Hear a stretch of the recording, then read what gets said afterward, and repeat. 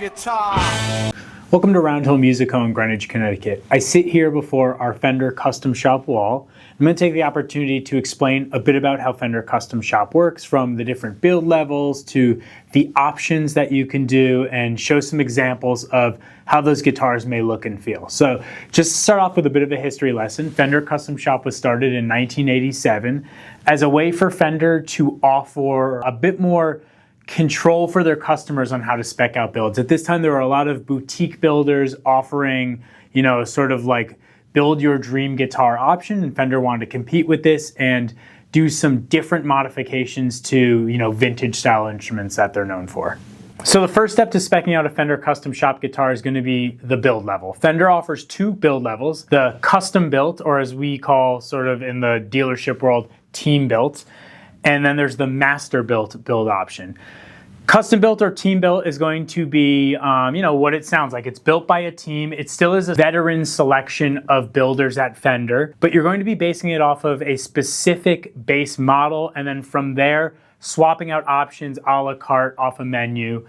Your colors are off of a list of predefined available colors. You're gonna have a list of pickups and neck shapes, etc. Once you get into Masterbuilt, it's more of a one-on-one experience. It's a fully bespoke, one-of-a-kind instrument. You could do crazy colors, you could do crazy pickup configurations, you could do different body shapes. Really, the sky's the limit.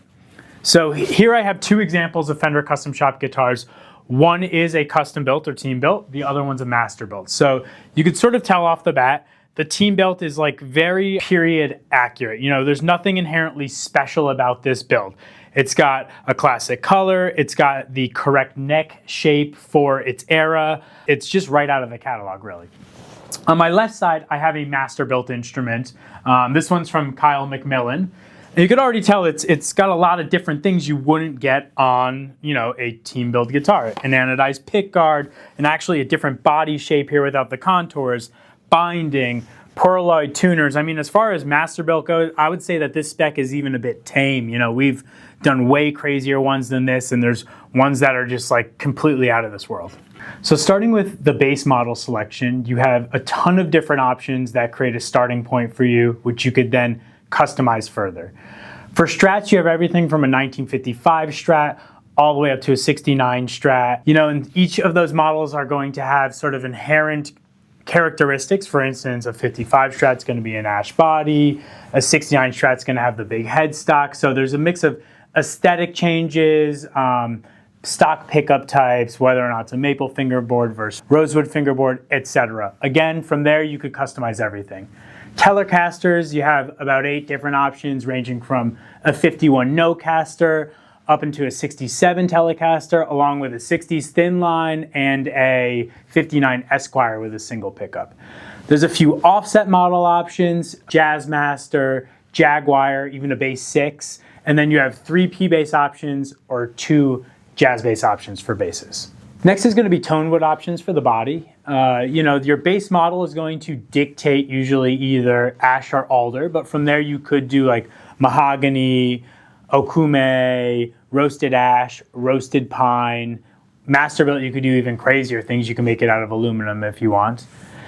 You also have the option to do a figured top, a more underutilized option, but we definitely see them out there. This one's actually a Masterbuilt from Austin McNutt with the ice blue metallic back and a blue flame burst with a figured maple top. Really incredible. You could do quilt maple, you could do koa, you could do maple burl, you could do things like zirconi and Coca-Cola, and then when you get into Masterbuilt, you could just choose really whatever wood they have, or whatever wood you want to utilize. And then you have your color option, which is going to be from a menu of about 100 different colors from Fender.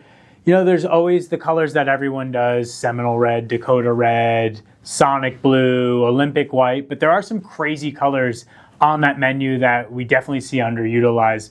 Transparent purple, the sparkles like magenta sparkle. Those are like sort of free upgrades from base models if you wanted to create something super crazy. Then it comes to picking the neck for your guitar. You have a few different wood options. Maple's going to be stock on pretty much everything. You could do flame maple if you want something more figured. You could do roasted or roasted flame maple for a more rich color. You could do bird's eye to get even crazier. Then you could choose your neck tint if you want it more vintage looking and yellowed, or if you just want it natural.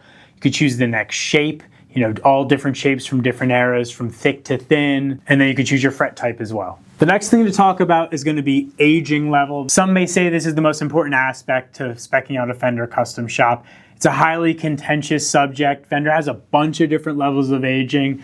As you go up and get a more aged guitar, it costs more just because it requires more labor to make the guitar aged like that. So starting with the least aged, which is really no aging, is going to be NOS, new old stock. This is if you went back to 1963, went to a music shop, picked a guitar off the wall, it looks brand new. It's like if you're buying a new Fender guitar. No blemishes whatsoever. The hardware has no tarnishing or oxidization, no dirt or grime anywhere. New old stock. From there, the next level up, you could do what's called Time Capsule, which is going to be, again, the squeaky clean finish, but you're going to get maybe some oxidization on the hardware. They're going to make it a little dirty in places, as if the guitar was in a time capsule and sort of existed in time from the 50s or 60s until now, but had never been touched. Our third level of aging after new old stock and time capsule is going to be Deluxe Closet Classic. This is going to have the same hardware treatment as the previous level, where there's a bit of oxidization and tarnishing on the metal parts. However, now you start getting into actual finish checking, meaning the nitrocellulose lacquer is going to start getting hairline fractures that create a very authentic look. They give the guitar character. This is what a guitar would look like if it sat in a closet. That's why they call it Closet Classic, for decades, and was subjected to temperature change and seasonal change, but really no true play wear. Still a very clean guitar, but basically like the best vintage find that you could ever get. Fun fact, this is a really cool guitar. This is a 51 No-Caster reissue. It's called a No-Caster because there's no model name on the headstock. It would have been the Broadcaster for the first year of production. Fender got sued by Gretsch, out of all people, for making a drum kit called the Broadcaster. So there was a year where these guitars, these Telecaster type guitars, before they were named Telecaster, didn't have a name at all on the headstock. So if you ever see a Fender Tele with no name underneath Fender, that's going to be what's called a No-Caster. So right in the middle of the aging spectrum, we have what Fender calls Journeyman Relic. This is probably one of, if not the most popular levels of treatment.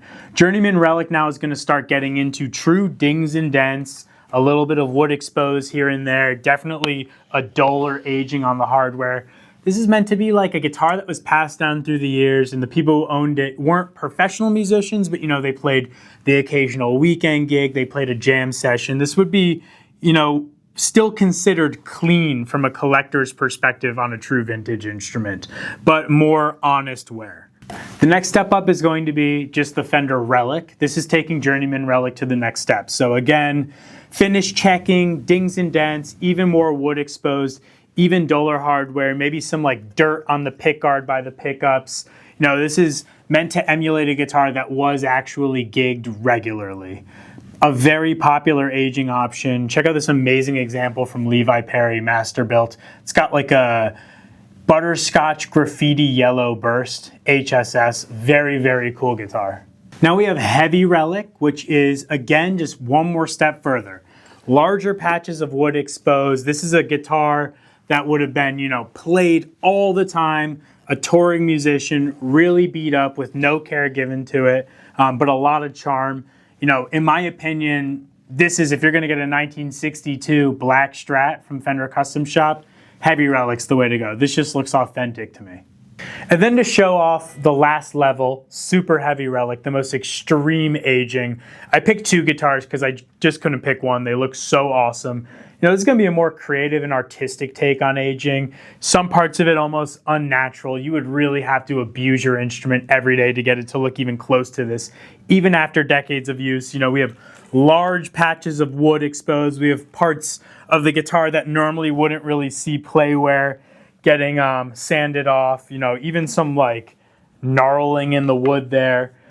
A cool option too that you see on both of these guitars, on all Fender Custom Shop Relic options, is going to be the color over color, where you paint one color over the other one to get this look of either like exposing primer or exposing an old paint job.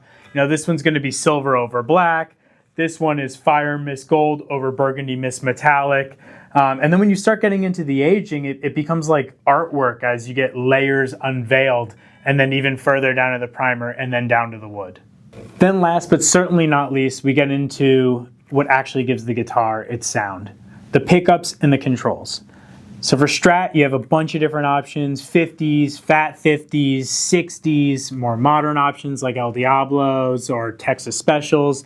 Telecaster as well, going to have some vintage and modern options. There's a few different options for the basses. There's even some off-menu items like a Seymour Duncan humbucker. You could even do really whatever pickup you want once you start getting into the Masterbuilt territory.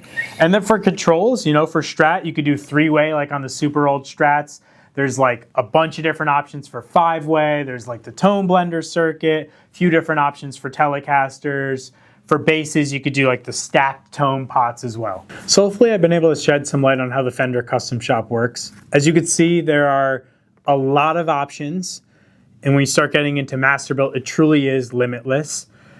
As a premier Fender Custom Shop dealer, we try to spec out amazing guitars that we think our customers will love. We try to do a good mix of different models: guitar versus bass, team built versus Masterbuilt. But if there's something in your head that you want to see become a reality, talk to us. We could help you build that guitar and really make your dream guitar a reality.